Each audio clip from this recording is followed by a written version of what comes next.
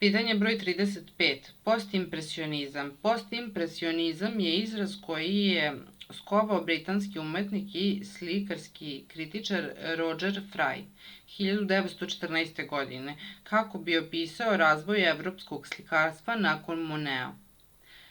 John Rivold, jedan od prvih profesionalnih slikarskih kritičara koji je posvetio nastanku rane moderne umetnosti, je ograničio ovaj period na godine između 1886. i 1892.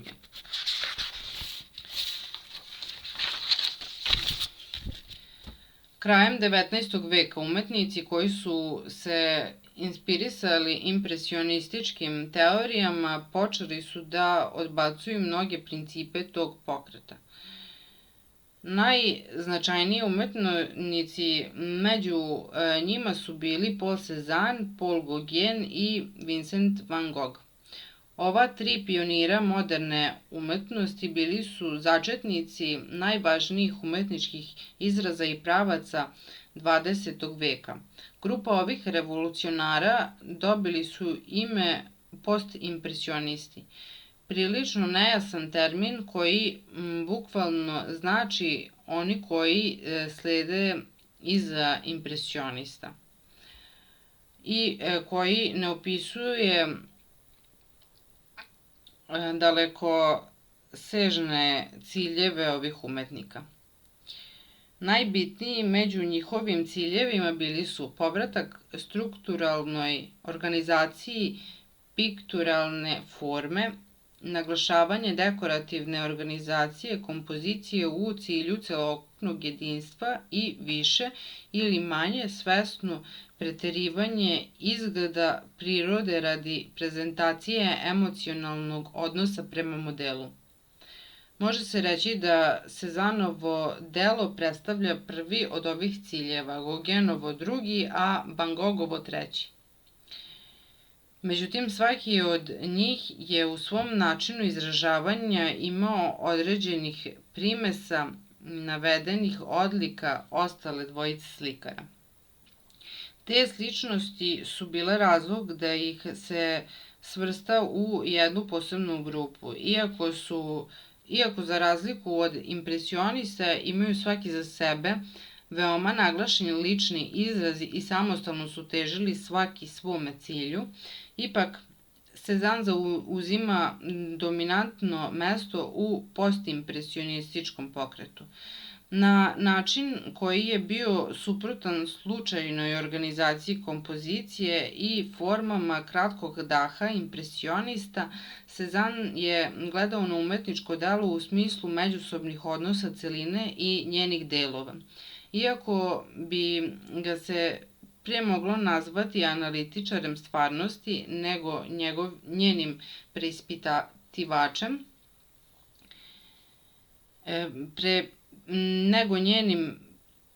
prepisivačem, Cézanne ide dalje od čistog analiziranja.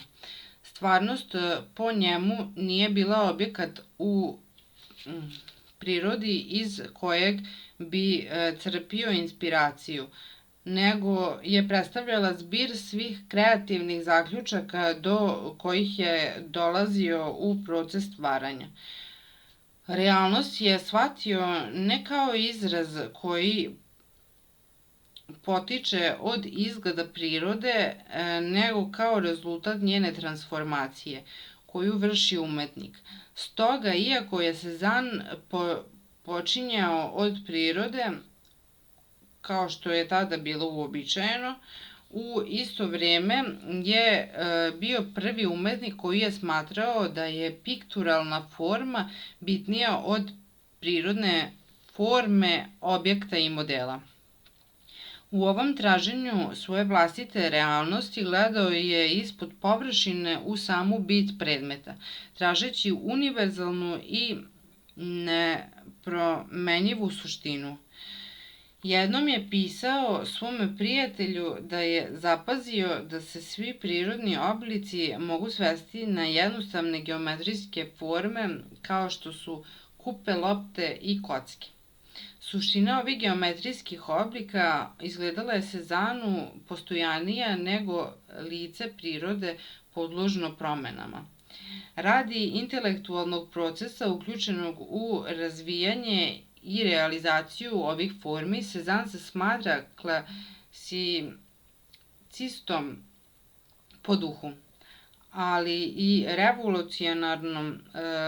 revolucionarom likovne forme, kao i pretečom kubizma, ostalih intelektualnih apstraktnih formi 20. veka. Kao suprotnost arhitektonskom i tektonskom karakteru strukture Cezanovih formi, slikarstvo Paula Gauguina se smatra otkrićem živog, simboličnog sveta, shvaćenog kroz dekorativnu organizaciju kompozicija. Njegovo slikarstvo svoj poseban karakter duguje formama koje srećemo u srednjovekovnim freskama i mozaicima, ali i uticajem daleke prekookeanske kulture sa Tahitija. Iako su njegova inspiracija bili upravo ti daleki egzotični narodi južnih mora, njegova dela uvek pokazuju izvesnu rafiniranost tipičnu za evropsku umetnost.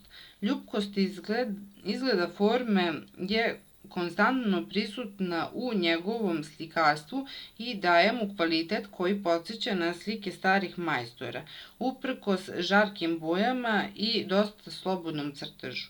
Dekorativni stil i kolorit u Gauguinovim delima će postati jedna od glavnih inspiracija fauvistima početkom 20. veka.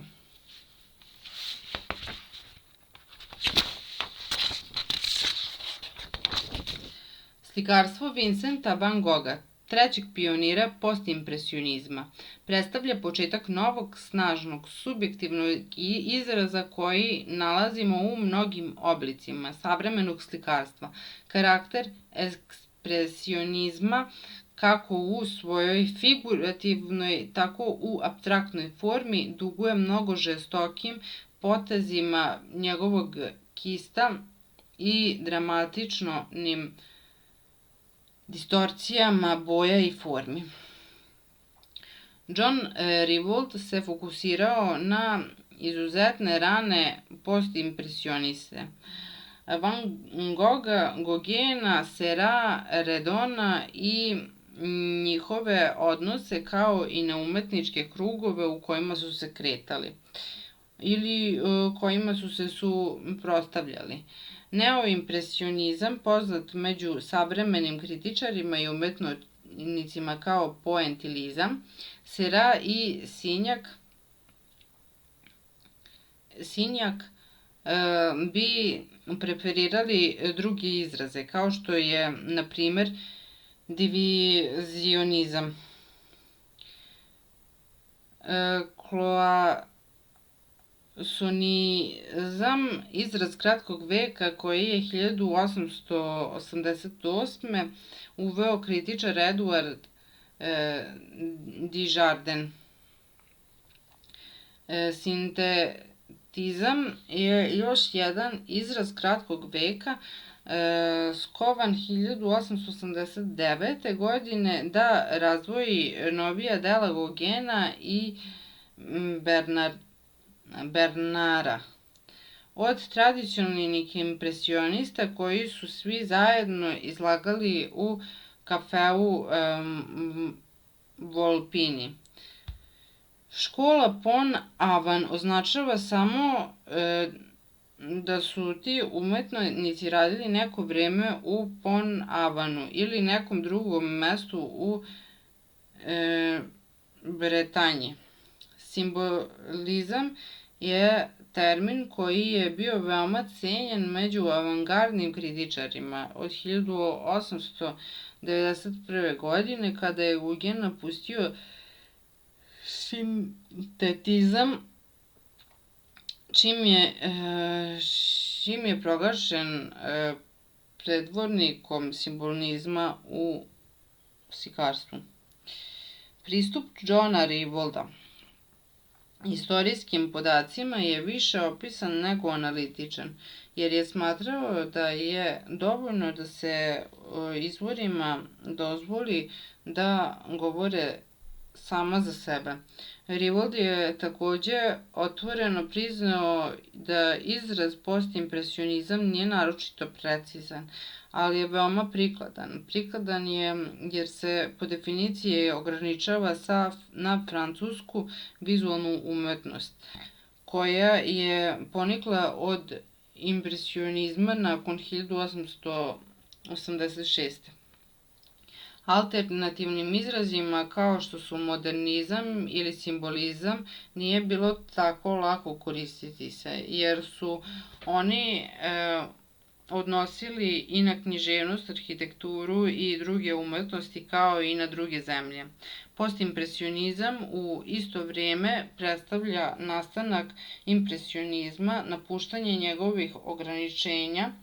Postimpresionisti nastavljaju da koriste jarke boje, debeli sloj boje, jasne poteze četkice i stvarni život kao temu svojih slika, ali su više skloni da naglašavaju geometrijske oblike, da izobliče formu radi postizanja ekspresivnog efekta i da koriste neprirodne boje. Postimpresionisti nisu bili zadovoljni trivijalnošću tema i nedostatkom strukture u impresionističkim slikama, ali ne postoji jednoobrazni pravac koji su oni dalje razvijali. Georges Seurat i njegovi sledbenici su odabrali pointilizam, sistemski